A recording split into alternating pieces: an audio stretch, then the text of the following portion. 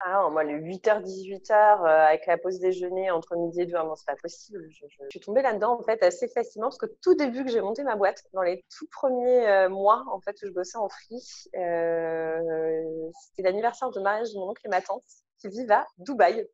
Et donc, bah, je suis allée les voir, hein, sauf que Dubaï et la France, il y a un certain nombre d'heures de décalage horaire. À l'époque, je faisais pas mal de blogging en pro. Et du coup, sur WordPress, on ne pouvait pas programmer les publications, ni sur Facebook. Ah ouais. Du coup, non, j'étais obligée de me lever à 3 ou 4 heures du matin pour faire des réunions téléphoniques, faire mes publications, etc.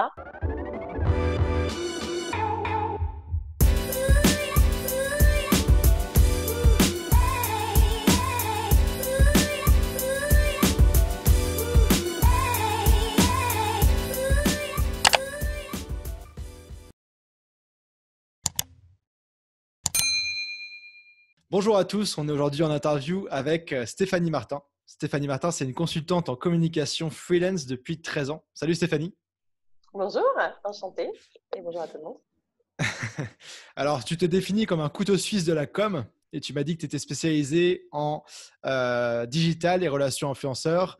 Et là, tu es freelance nomade depuis plus ou moins toujours et tu m'as dit que tu te trouvais aussi au Mexique. Exactement. Je suis actuellement confinée au Mexique. Voilà, donc un peu plus trop nomade finalement, puisque je n'ai pas bougé depuis plusieurs mois maintenant du pays. Mais je suis chanceuse, voilà, tout va bien. Ça marche. Bah, écoute, on va pouvoir parler de tout ça. Donc, je t'ai introduit avec la version officielle de ce que j'avais. La première question que je pose, c'est quand tu es en soirée et que tu dois te présenter en quelques phrases, qu'est-ce que tu dis? Je dis toujours que je suis consultante en communication. De toute façon, c'est très abstrait pour la plupart des gens. Donc, quelque part, voilà, en général, quand ils me demandent des détails, je leur dis que je suis experte en réseaux sociaux, parce que ça parle un peu à tout le monde. Mhm. Mais je n'extrapole pas plus parce que quand je disais couteau suisse, je suis vraiment couteau suisse. C'est-à-dire que en 13 ans, j'ai fait tellement de choses diverses et variées dans la sphère de la communication et du marketing que finalement, je suis un petit peu tout et rien en même temps. J'ai pas vraiment au même titre que j'ai pas vraiment de point de chute et j'ai pas vraiment de métier à proprement parler, on va dire. Ok, Communicante. communicante globale. Moi, c'est ça, voilà. Ça marche. Et donc là, tu es au Mexique. Tu m'as dit que tu étais à Puerto Escondido, que tu étais en quarantaine là-bas. Tu es dans quel genre de voyage en ce moment Alors là, je suis dans un voyage qui était initialement un road trip. Du coup, je suis partie avec un petit sac à dos et le moins d'effets personnels possible pour bouger beaucoup, vite et faire des sauts de puce un peu partout. Évidemment, voilà, hein, le coronavirus a changé un peu mes plans. Du coup, je me suis retrouvée beaucoup moins mobile que je ne l'avais initialement prévu. Mais en théorie, j'étais partie pour un peu plus de 6 mois de tour d'Amérique latine selon les envies, les rencontres, etc. Voilà, au gré du vent. D'accord, ok, très cool. Et puis, écoute, plongeons directement dans le sujet. Ça fait 13 ans que tu es freelance, ça m'intéresse beaucoup et j'aimerais que tu nous racontes un petit peu comment est-ce que tu as commencé en tant que freelance. C'était quoi tes tout débuts? Où tu étais? Qu'est-ce que tu faisais? C'était quoi ton premier contrat? Comment tu l'as eu? Euh, Dis-nous tout. alors en fait, à l'époque, je travaillais, c'était mes premiers jobs, hein, j'étais responsable de la communication de différents groupes, etc. Puis bon, ça commençait voilà, ça me pesait un peu. Je me sentais pas hyper épanouie. J'avais envie de tenter autre chose.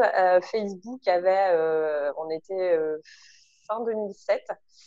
Facebook avait quelques années à peine. C'était un peu le seul réseau social en plus, c'est demeurant. Et je me suis dit, ah, je sais pas, ça peut être bien. Du coup, j'ai commencé à bosser un peu sur de la stratégie Facebook, beaucoup en tant que blogueuse pro. Donc j'ai commencé à bosser avec des boîtes de e-marketing pour lesquelles je produisais du contenu, je faisais de l'administration de blog, etc. Un peu partout en Europe, parce que j'ai commencé à bosser sur l'Espagne, l'Europe, les UK et un petit peu l'Allemagne. Donc, je ne parle pas allemand. Du coup, c'était pas super facile. Et donc voilà, j'avais envie, l'occasion s'est présentée, et puis je me suis dit que j'avais pas grand chose à perdre, et du coup j'ai commencé comme ça. Et puis bah voilà, 13 ans plus tard, je suis toujours là. Donc c'était pas un si mauvais choix que ça. Voilà. D'accord, très cool. Et donc, tu as commencé comme ça. Et à quel moment est-ce que tu t'es dit, bah tiens, je pourrais continuer sous ce format-là, en fait, et en faire ma carrière? En fait, je me suis jamais dit en fait, je me suis jamais c'est assez drôle, je me suis jamais posé la question et j'ai jamais ambitionné vraiment de faire que ça, en fait. Au fur et à mesure, bah, j'ai commencé à développer de plus en plus de compétences. Le métier a commencé à devenir un vrai métier. J'étais un peu toute seule au début, il n'y avait pas grand monde, on était peu nombreux. Du coup, je me suis auto-formée sur mon propre job puisque bah, au fur et à mesure du développement des réseaux sociaux, j'ai appris. J'ai commencé à gérer de plus en plus de comptes, de plus en plus de stratégies, du relationnel influenceur. Et puis voilà, et puis une chose en amenant une autre, il y a eu des moments où, en toute honnêteté, j'ai voulu arrêter. Ça arrive à plusieurs reprises où j'en avais marre. Voilà. Il y a eu même un moment, après ma première année en tant que freelance, il y a eu la crise économique qui était hyper dure, j'avais plus de clients et je payais trop de charges, c'était l'horreur. Du coup, j'ai fini par aller travailler en boîte de nuit. J'étais serveuse dans une boîte sur les champs. Je bossais la nuit, je servais des whisky toute la nuit pour pouvoir bosser le jour sur ma boîte, essayer de maintenir avec mes pauvres clients qui me payaient 3 francs 6 sous. Voilà, ça fait partie des sacrifices de la vie Ok. entrepreneuriale. Et puis du coup, voilà, en fait, ouais, ça a toujours continué comme ça. À chaque fois que j'ai eu envie quelque part de lâcher parce que j'en avais marre, parce que c'était dur, ou que j'avais un petit peu trop de choses à faire et que j'avais envie d'une vie un peu plus simple, enfin, finalement, j'ai jamais arrêté. Je suis toujours revenue très très vite, genre au bout de 2-3 semaines, parce que je pense que quand tu es freelance et entrepreneur par ailleurs, c'est une question de personnalité, c'est un mode de vie qui est très très libre et c'est très difficile de rentrer ensuite dans un moule et de te conditionner à une vie qui pour moi serait morne. Voilà. Pour beaucoup, je pense que c'est très sécure. Ok. En tout cas, pour moi, ce serait l'ennui. Ouais, c'est vrai qu'on est libre plus ou moins de choisir quand est-ce qu'on travaille, sur quel projet, etc. Mais des fois, il y a des moments où c'est dur.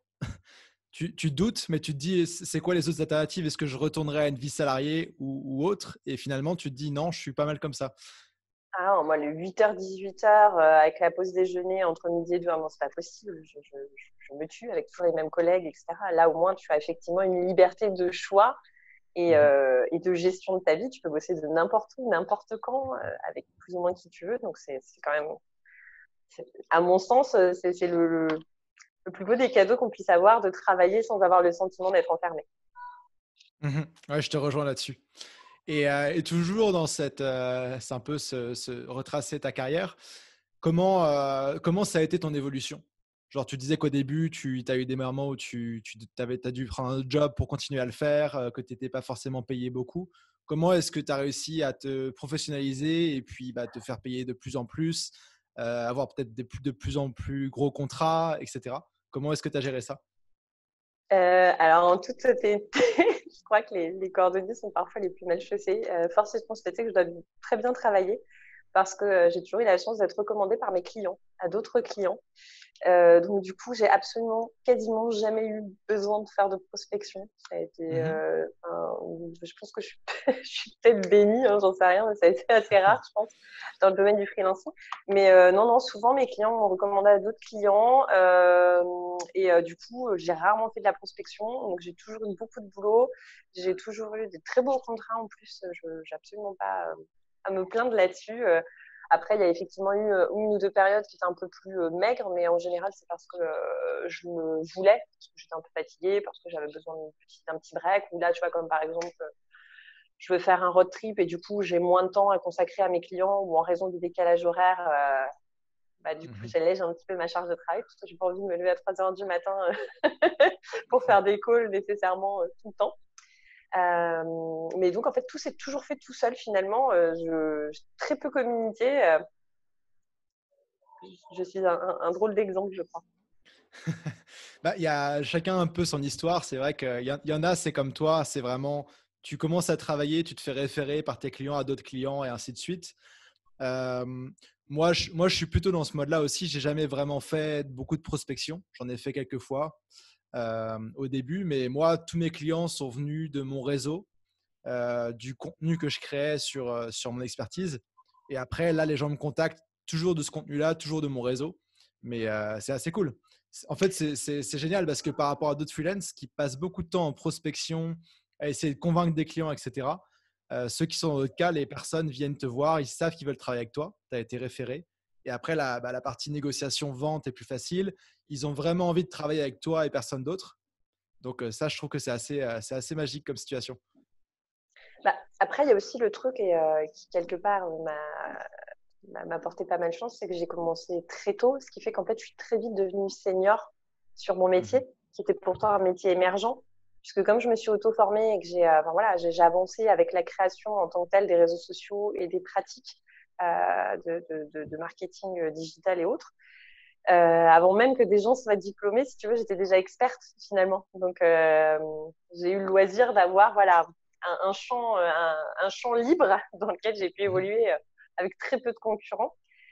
Et du coup, j'ai pu asseoir une espèce d'expertise et d'antériorité que, qui est difficile à rattraper.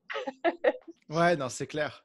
Et justement, comment tu as fait, comment tu t'es formé aux évolutions des plateformes et au changement des pratiques? Parce que moi, je me souviens, bon, j'ai commencé, je pense, en 2014 à jouer pas mal sur les réseaux sociaux du côté pro et ça change beaucoup. Comment est-ce que toi, qui es experte là-dedans, est-ce que tu as réussi à te tenir à jour de tout ce qui se passait, des nouvelles pratiques et de comment il fallait le gérer, de ce qui se faisait dans d'autres pays? Comment Euh, alors de base, je suis une communicante parce que j'aime vraiment ça. Et en plus, je trouve que c'est génial, tout ce qui a trait aux réseaux sociaux, marketing, com, parce que en perpétuelle évolution. Donc, je trouve que c'est hyper inspirant parce qu'en fait, tu peux jamais te reposer sur tes acquis. Tu es toujours en apprentissage, tu es toujours en quête de nouveautés. Mhm. Pour moi, en tout cas, c'est hyper motivant. Donc, effectivement, il y a une grosse partie de mon temps de travail qui est dédiée à la recherche. Euh, à l'instruction, etc. J'ai suivi des cours aussi, enfin, beaucoup de benchmarks pour voir aussi ce qui se faisait à l'étranger. J'ai suivi Mhm. des cours quand on a pu en suivre, tu vois, les formations X ou Y sur les AdWords à l'époque, enfin, peu importe ce qui était dispensé par-ci par-là. Et puis beaucoup de recherche perso aussi, hein, finalement. Après, j'avais aussi mes propres réseaux sociaux en tant que influenceuse, entre guillemets, qui me permettait de tester des stratégies, des techniques, etc. Voilà, je testais des trucs sur mes propres canaux de Et communication ton avant de, laboratoire un peu perso, quoi. c'est ça. Voilà, avant du coup de les envoyer chez les clients. Mais voilà, je trouve que c'est très très inspirant parce que justement, tu peux jamais t'asseoir sur tes acquis, tu es toujours en évolution constante. Et je trouve que c'est hyper riche. Sur la plupart des métiers, tu finis toujours par t'ennuyer. Alors que Mhm. là, et je suis même devenue formatrice. Ça fait genre 7 ans ou 8 ans maintenant, je crois, que j'anime des formations dans des sociétés plus ou moins grosses, hein, selon les périodes, mais pour justement accompagner les gens au digital. Ok, d'accord. Ouais, c'est vrai que dans les métiers qu'on fait, moi, c'est pareil, je suis en marketing, plutôt en marketing de croissance, mais ça change tout le temps. Et j'aimerais entendre ton avis là-dessus aussi. Mais moi, je trouve qu'une compétence qui est super importante à avoir quand tu veux être freelance et le rester, en faire une carrière, c'est la capacité enfin, en fait, c'est savoir apprendre à apprendre. Tu vois ce que je veux dire? Exactement. On est en perpétuelle évolution. Tu peux jamais. Enfin, si tu restes en fait dans ta zone de confort, soit effectivement ton business n'évolue plus, soit il s'arrête totalement en fait. Donc parce que t'es plus concurrentiel, t'es plus dans le game en fait. C'est simple. Donc t'es obligé de suivre. Et puis en plus, voilà, on est aussi sur des secteurs qui sont en évolution constante. Il y a des jeunes aujourd'hui qui sont formés, ce que j'avais pas moi à l'époque, hein, mais aujourd'hui il y a des gens qui sortent de l'école, qui sont avides, dont c'est la génération, etc. Donc pour pas se faire distancer, il faut continuer d'être à l'écoute et voilà sur les différentes tendances et puis se renouveler perpétuellement. Je trouve ça plutôt chouette, moi. Ouais, non, je suis complètement d'accord. Et est-ce qu'il y a d'autres compétences comme ça que tu dirais qui sont vraiment importantes si tu veux rester freelance dans la durée? Je pense que ce qui est important en étant freelance, c'est d'être vraiment autonome et débrouillard, entre guillemets, parce que, après, je ne sais pas comment ça se passe pour d'autres, hein, mais pour moi, il y a toujours un moment où ça sort du cadre. Il y a toujours un moment où, quelque part, je me retrouve à prendre la main sur un truc qui n'est pas initialement dédié, mais pour le bien de mon client ou de l'événement ou autre, c'est mieux que je le prenne en main. Donc, à un moment, il faut faire preuve d'initiative, de leadership et puis aussi le relationnel. Il faut vraiment travailler son relationnel avec ses clients parce que c'est une des choses aussi qui me semble formidable quand tu es freelance et indépendant, c'est que tu as le loisir de choisir avec qui tu travailles. Donc, moi, je ne travaille pas avec des gens que j'aime pas, je ne travaille pas avec des gens dont je ne partage pas les valeurs. Parce qu'on échange beaucoup, parce que voilà, c'est un peu mes collègues de boulot quelque part et j'ai pas envie de bosser avec des collègues de boulot qui me plaisent pas. Sinon, si c'était le cas, je serais salariée et j'aurais le confort, j'aurais des arrêts maladie et tout ça et j'aurais du chômage, etc. Donc, bref, si j'ai pris le risque d'être en roue libre, c'est pour pouvoir choisir justement de quoi sont faites mes journées et pas avoir à subir. Donc, travailler beaucoup de choses, être polyvalent, couteau suisse à mon sens, pour pouvoir répondre à tout type de demandes. Il faut être réactif aussi, parce que c'est ce qu'on attend un petit peu de toi aussi. Ok. Et qu'est-ce que je voulais dire? Ouais, justement, est-ce que tu as des conseils, toi qui est communique en com, qui est une bonne communicante, pour garder une bonne relation avec tes clients? Comme, sous quel format est-ce que tu échanges avec tes clients? À quelle fréquence? Qu'est-ce que tu recommandes? Alors moi, pour ma part, c'est très aléatoire. En fait, ça dépend. J'essaie toujours de faire. Enfin, j'ai toujours bossé comme ça. Je fais toujours du sur-mesure, quel que soit le client, quel que soit le budget, parce que j'estime qu'un plan de communication, quel qu'il soit, ou de marketing, doit s'adapter en fait au secteur et aux produits. Enfin voilà, il n'y a pas de stratégie à mon sens qu'on puisse dupliquer, faire du copier-coller. Ça me semble pas être du boulot de pro, c'est mon avis perso. Hein. Ça n'engage que moi. Et du coup, il en va de même pour les relations avec mes clients. Il y a des clients avec qui ça va être très professionnel et très. On va rester dans le B2B et on va faire des calls hebdomadaires, voire bi-hebdomadaires pour caler les choses, avec des échanges de Google Sheets, etc., pour tout contrôler d'autres. Avec d'autres, on va se tutoyer, on va se faire la bise en se faisant des apéros et je suis en roue libre totalement parce qu'ils sont en pleine confiance et du coup, voilà, enfin, c'est purement et simplement de l'adaptabilité aux besoins et aux ressentis du client. Après, j'essaie toujours de faire en sorte que chacun se sente bien, que mes clients se sentent considérés et accompagnés comme ils le souhaitent et comme ils en ont envie, tout en imposant des limites. C'est pas parce que j'ai une relation un peu friendly avec un client, ce qui est souvent le cas, hein, parce que j'ai souvent des relations assez friendly avec mes clients, que pour autant ils vont m'appeler le dimanche après-midi ou voilà. S'ils m'appellent le dimanche après-midi, c'est qu'il y a vraiment un gros problème de crise à gérer de manière urgente. Mais sinon, il faut savoir respecter les limites de chacun et voilà. Ok, donc bien arriver à adapter la relation à chaque type de client et puis mettre des limites aussi. C'est vrai que les limites, je fais beaucoup d'appels avec des freelance débutants en ce moment et il y en a qui se font exploiter par leurs clients. C'est un truc de fou. Des contrats, mettons, de 20 heures par semaine qui se terminent en 50 heures. Et vu que c'est un freelance débutant, il ne sait pas dire non. Et voilà. Donc, ouais, non, je vois bien ce que tu veux dire. Moi, j'ai toujours fonctionné au forfait avec la plupart de mes clients parce que, en toute honnêteté, ça m'enquiquine considérablement d'avoir à quantifier le temps que je passe. Donc, je jauge plus ou moins à la louche. Donc, je ne suis pas très regardante aussi. Tu vois, on est sur un contrat de genre 30 heures et que j'en fais 35, 40. Bon, je vais laisser couler. En revanche, effectivement, si on passe du simple au double, non, là, ça ne fonctionne plus. Il faut que l'échange et que la relation soit intéressante pour tout le monde. Donc, il faut savoir imposer des limites. Il faut savoir aussi taper du poing sur la table. C'est pas toujours évident. Parce que parfois, tu peux te retrouver avec des clients un peu véreux. Voilà, ou qui peuvent te menacer, etc. Bon, maintenant, après, je pense que c'est aussi une question d'expertise et de vécu. La première fois que tu te retrouves confronté à ça, ça a l'air un peu bête ou tu peux même te faire avoir, hein, comme c'est souvent le cas chez les jeunes ou chez les stagiaires. Et puis, bon, après, tu apprends de tes propres erreurs ou justement de l'expertise des autres quand tu veux bien l'écouter. C'est pas toujours le cas. Et tu te laisses plus faire. Et justement, est-ce que toi, tu parlais d'expertise des autres, est-ce que tu as, genre, est-ce que tu t'es créé un groupe de freelance avec qui tu discutes, tu t'entraides, vous discutez de vos problématiques du moment, etc. Ou est-ce que tu as toujours été vraiment de ton côté indépendante 100%? Ouais, j'ai toujours été assez indépendante 100%. Maintenant, je suis quand Ok. même sur quelques groupes Facebook et autres, parce que des fois, ça m'arrive d'avoir une tuile sur laquelle je ne peux pas avancer ou voilà, une problématique chez un client à laquelle je n'ai jamais été confrontée. Du coup, l'expertise d'autrui est quand même bien intéressante. Au même titre que du coup, je suis en capacité parfois d'apporter des réponses à certains. Et du coup, voilà, ça s'appelle de l'entraide. Après, j'ai quelques copains qui font effectivement le même boulot et à qui j'ai recours aussi. Je l'appelle à un ami quand, quand tu es en difficulté. Voilà. Mais sinon, non, j'ai pour habitude de bosser un peu toute seule parce que j'aime bien être indépendante, j'aime bien avoir mes propres méthodes. Voilà. Je suis pas trop, je suis plutôt mouton noir que mouton blanc. J'aime pas trop être dans le troupeau. C'est ce que j'ai l'air de comprendre de ce que tu me dis. On parlait juste avant aussi, tu me disais que tu étais, à Puerto Escondido et tu t'étais mis un petit peu en dehors pour être dans ton expérience complète mexicaine.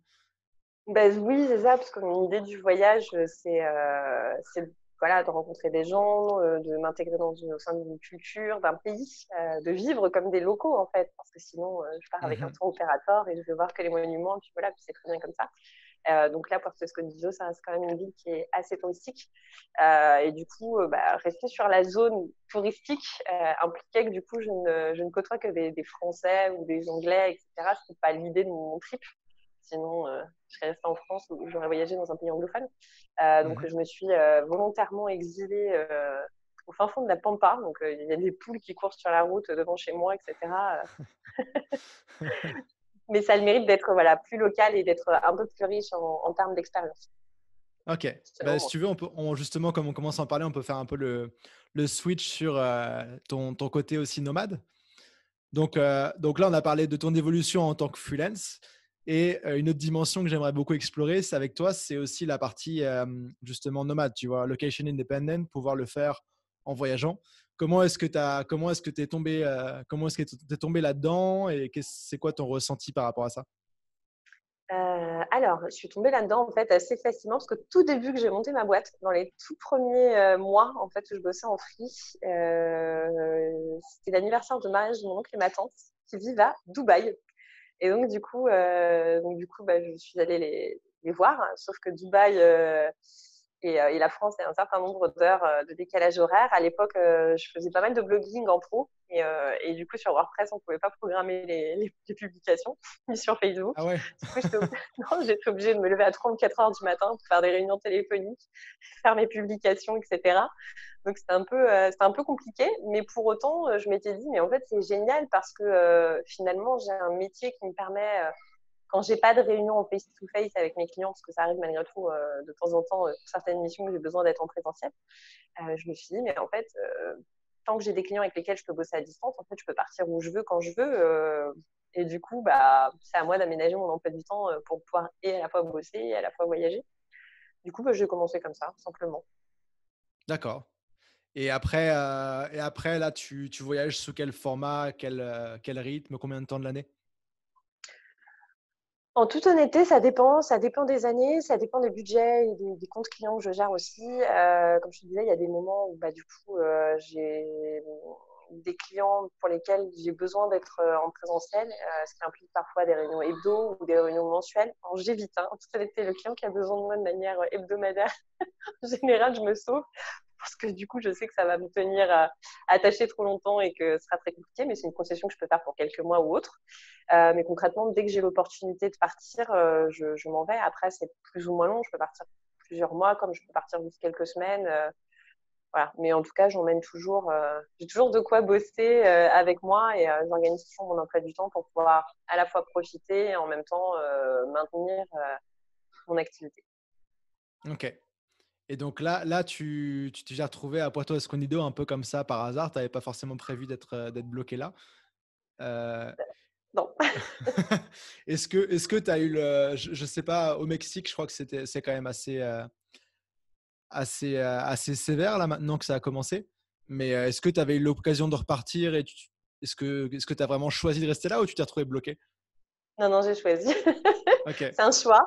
Alors, si ma famille regarde un jour cette vidéo, oui, oui, je peux rentrer tous les jours quasiment si je le voulais, ce que je refuse de faire. La situation au Mexique est effectivement compliquée, mais pas plus, je pense, que dans d'autres pays du monde et surtout pas plus qu'en France, qui est quand même mon pays d'attache originel.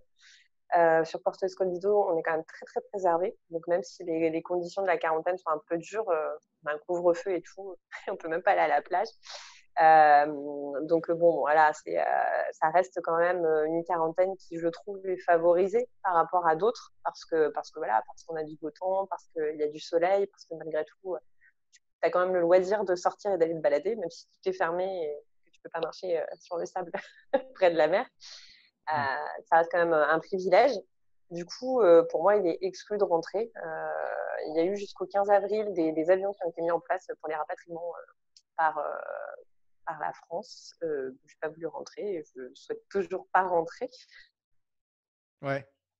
Je me vois pas du tout confinée à Paris, en prison, comme tout le monde, avec une ambiance très pesante, inhérente en fait à la situation, au contexte. Donc, je préfère largement être ici et bosser à distance.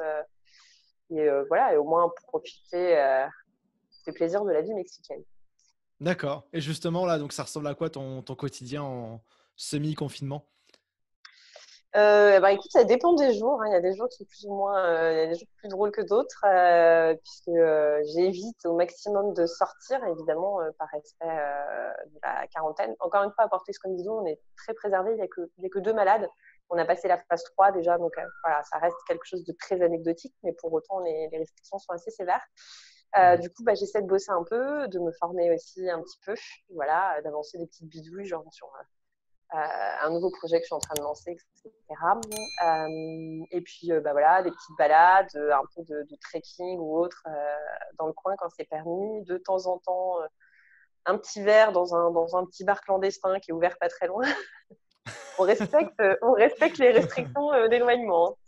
Et puis voilà, ou alors je fais des expéditions avec des locaux. J'avais un coloc ici dans la maison qui était cuisinier. Et donc, du coup, on faisait des expéditions au marché pour aller découvrir ces herbes, ces fruits, ces légumes qu'on n'a absolument pas en Europe. Les découvertes ne sont pas toujours très réussies, hein, je dois bien le reconnaître, mais ça a le mérite d'être distrayant, enrichissant. D'accord. Ok. Ah bah, ça a l'air plutôt sympa, plutôt vivable. Ça va, je Ici, regrette juste de ne pas avoir de piscine. Voilà. ouais. C'est vrai que bah, ici à Montréal, bon, à part qu'il fait froid, c'est un peu pareil. On peut sortir comme on veut. Bon, on n'a pas de couvre-feu.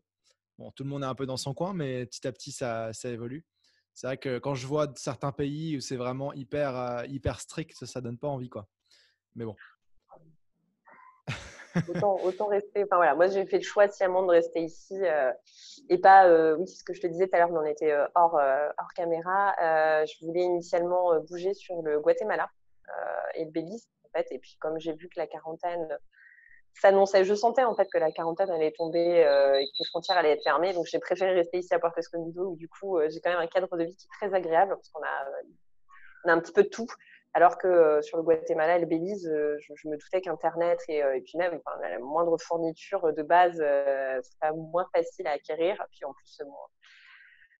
plus, on va dire que les conditions sanitaires sont pas les mêmes non plus, hein. C'est pas le même genre de pays. Donc voilà, je me suis dit au moins ici c'est safe. Je connais bien le coin et puis Mhm.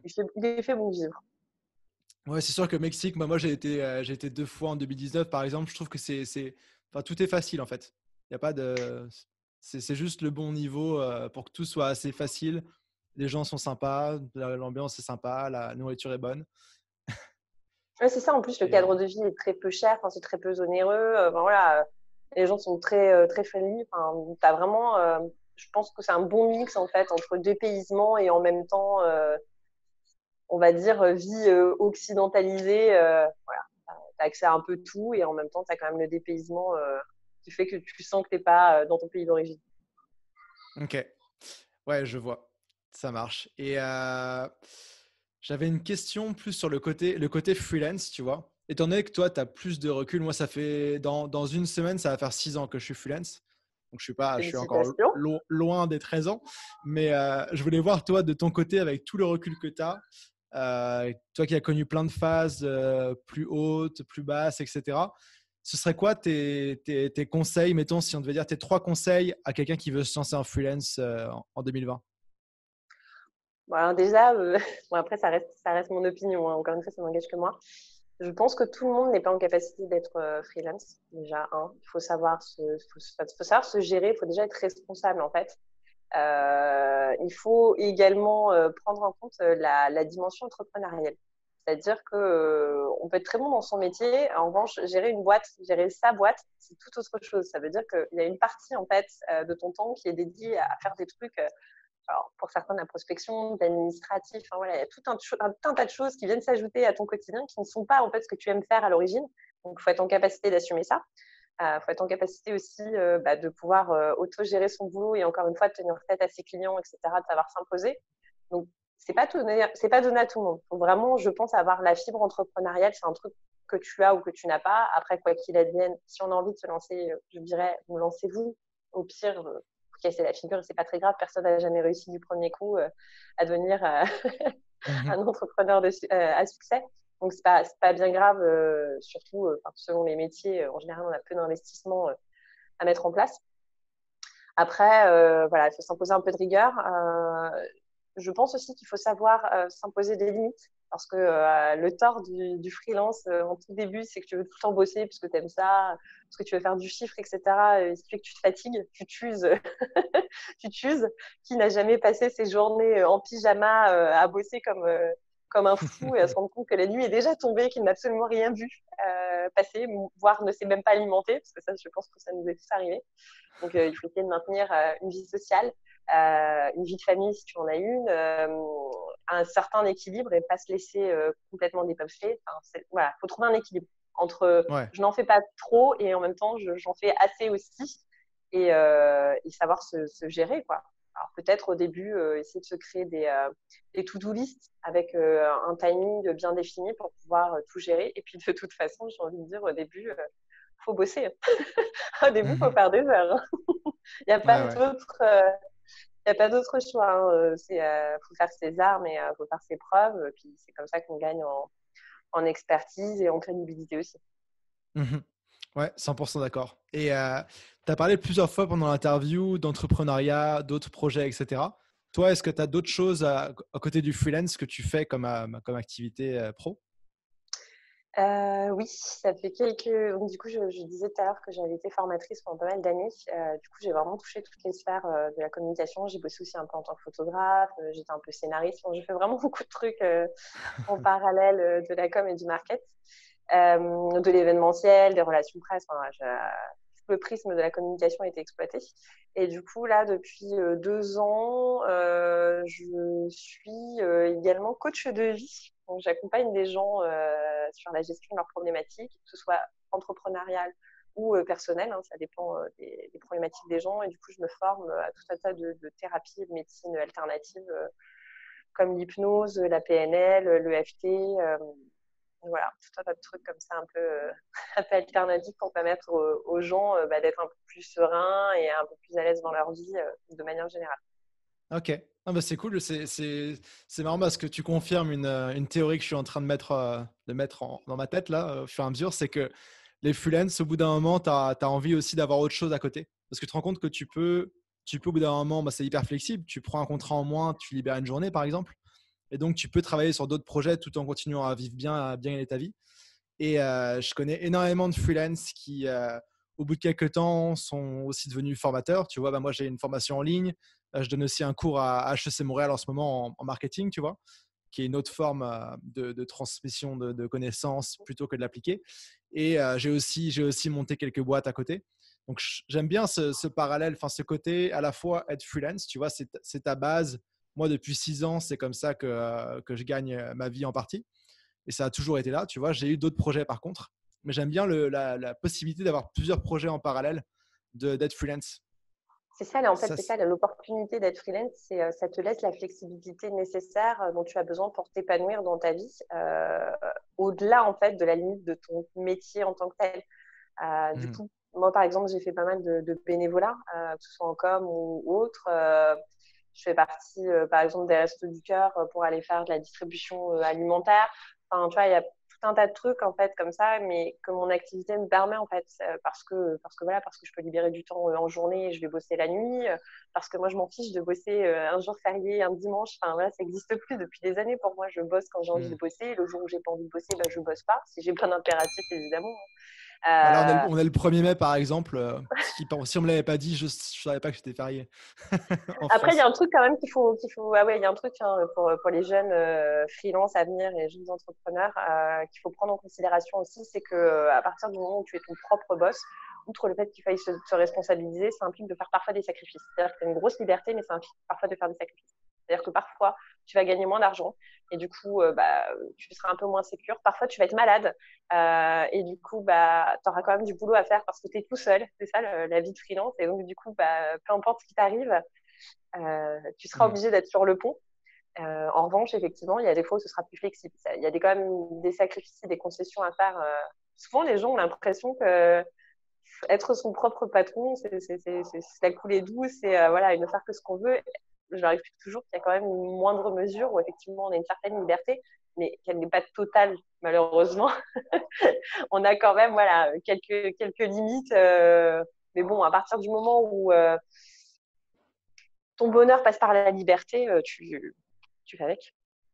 Mhm. Ouais, ouais, non, 100%. Et donc là, maintenant, ça fait 13 ans que tu es freelance, tu es nomade, tu as d'autres activités aussi à côté, tu peux voyager quand tu veux, travailler avec qui tu veux, c'est top. Et donc là, c'est comment tu vois la suite pour toi? C'est quoi la prochaine étape Euh, dans ton cheminement? alors moi, j'ai envie de dire que je planifie rarement les choses.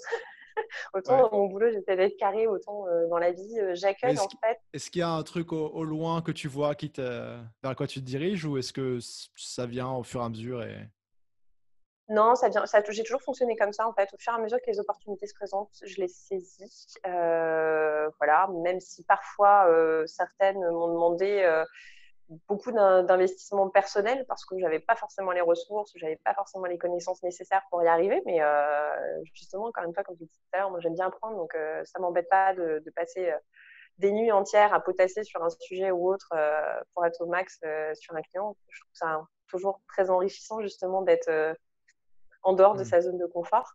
Donc, je ne sais pas trop de quoi demain sera fait. Après, ce qui est certain, c'est que je tends de plus en plus vers à respecter mon éthique perso.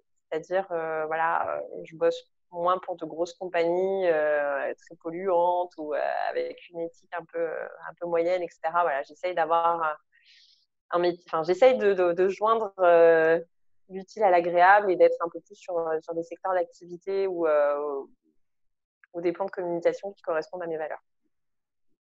Ok, donc ouais, continuer. Ouais, ça vient aussi avec le fait d'avoir le choix avec qui tu travailles et sous quel format, finalement. Bah, c'est C'est ça, juste, voilà. c'est juste que tu sais de plus en plus précisément ce que tu veux faire ou pas, j'imagine. Par rapport au début où tu dis un peu oui à tout parce que tu es content. Bah, non, mais disons que tu vois, tout ce qui est mass market, etc. Enfin, concrètement, j'ai eu beaucoup de clients dans la mode et la beauté. Et puis, bon, passé un certain nombre d'années, parce que concrètement, j'ai envie de pousser à la vente de rouge à lèvres un peu plus dans le monde. Ok. Oui, non. Tu vois, donc je suis un peu plus en quête de sens. Voilà, je dis pas que je n'aiderai jamais à la vente de rouge à lèvres. Je dis juste que du coup, je suis plus portée sur des choses qui, selon moi, permettent de faire avancer des problématiques sociétales ou environnementales que du mass market. Ok, ça marche. Écoute, on se rapproche de la fin de l'interview. À la fin de l'interview, souvent, je pose trois petites questions rapides pour en savoir plus sur toi, des détails un peu dont on n'a pas parlé. Alors, la première question, ce serait quel pays t'as préféré en tant que nomade? Et ben, je dirais que c'est ici, le Mexique. Ok, Parce qu'à mon sens, il y a tout ce dont on a besoin et en même temps, c'est très différent de tout ce que l'on connaît.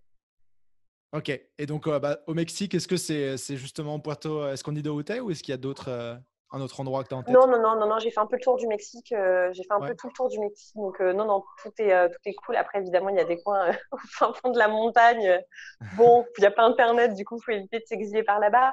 Mais concrètement, non, il y fait bon vivre et je pense que c'est un très bon compromis entre l'Europe et le dépaysement total, en fait. Hmm. Ouais, non, je suis d'accord là-dessus. Je te rejoins. Et puis, deuxième question, est-ce que tu as une astuce de voyage à nous partager? Que ce soit pour voyager mieux, moins cher ou… N'emmenez que le strict nécessaire. N'emmenez que le strict nécessaire. Tout ce que vous emmènerez sera toujours superflu. Donc voilà, le minimum pour bosser et le minimum pour se balader de manière à voyager léger et du coup être libre d'aller et venir comme vous voulez. Avec 50 valises, Ok. on va nulle part. Et là, là justement, tu as un sac de quelle taille à peu près? Oh, moi, j'ai un sac à dos de 40 litres. Ok, d'accord. Moi, je vois. Donc, il est vraiment petit. Moi, je suis comme ça aussi. J'en ai un. Il fait 26 litres petit et 34 litres étendu. Voilà. Bah, là, en fait, il me permet de Et… passer en bagage cabine dans à peu près toutes les compagnies aériennes. Donc voilà, je peux bouger très facilement. J'ai toujours mes affaires avec moi, ce qui évite les vols, etc., les pertes Ouais. dans les soutes. Il faut faire attention. Hein, ne laissez jamais votre boulot. Et toujours avoir des backups. Ah oui, quand vous voyagez, toujours avoir des backups sur des clouds ou voilà, un petit peu partout au cas où on vous vole vos affaires ou pardon, quoi que ce soit. Vous pouvez toujours aller rechercher de la data un peu partout. Ok. Ouais, ça, c'est vrai que c'est important. Ça m'a été utile. Je m'étais fait voler mon passeport une fois quand j'étais au Chili. Ça a été bien utile d'avoir mon acte de naissance dans le cloud quelque part. Donc, je Voilà. confirme. Et puis, troisième question, même si tu voyages minimaliste, est-ce qu'il y a un accessoire un peu insolite ou hors du commun avec lequel tu voyages? Un truc insolite hors du commun. Ma télécommande. J'ai une télécommande pour faire des photos à distance. Pour téléphone ou pour appareil? Pour téléphone. Oui, je Ok, prends pas d'appareil, c'est trop lourd. Ouais, c'est un peu incongru, mais ça permet du coup d'être totalement autonome et indépendant, encore une fois, même quand il s'agit de faire ses photos. d'accord, intéressant. Ouais. Je sais qu'il y en a qui font ça avec leur Apple Watch pour l'iPhone aussi maintenant. Oui, aussi. Vrai. Ok, ça marche. Et puis, bah, dernière question, Stéphanie. Où est-ce qu'on peut te retrouver en ligne? Eh bien, étrangement, je n'existe quasiment pas sur la toile, hormis sur LinkedIn. J'ai toujours été très discrète quant à ma présence en ligne. J'ai un vieux site internet que j'ai jamais mis à jour en 13 ans. Je n'ai jamais alimenté aucun réseau social lié à mon activité pro. Donc, quand je vous dis que moi, je suis Ah là. bah bravo. Ouais, ouais, non, j'applique pas mes propres conseils. Donc, ouais, hormis LinkedIn et encore que j'alimente très, très peu, j'ai pour vocation d'être une marque blanche et je pars du principe où clairement, moi, on en dit parfois, le mieux ça se passe. Donc, voilà, Ok. moi, je Non, bosse bah, en sous-marin. Je bosse en sous-marin. ça marche. Bah, écoute, je mettrai le lien vers ton LinkedIn s'il y a des personnes qui veulent te poser des questions spécifiques à ton Avec grand parcours. plaisir. Parfait. Bah, écoute, merci beaucoup Stéphanie pour ton temps. C'était vraiment très cool. Mais merci à toi pour ce moment. Et puis, Et je te souhaite j'espère. une bonne fin de confinement au calme au Mexique. Oui, c'est ce que j'allais dire aussi. Bon courage. Bon courage à tous ceux qui nous regardent aussi, parce que je pense que Ouais. tout le monde n'a pas la même chance que nous. Donc voilà, gardez le sourire, ça va passer. J'aime bien. Ça marche. Bah, salut Stéphanie. Au revoir.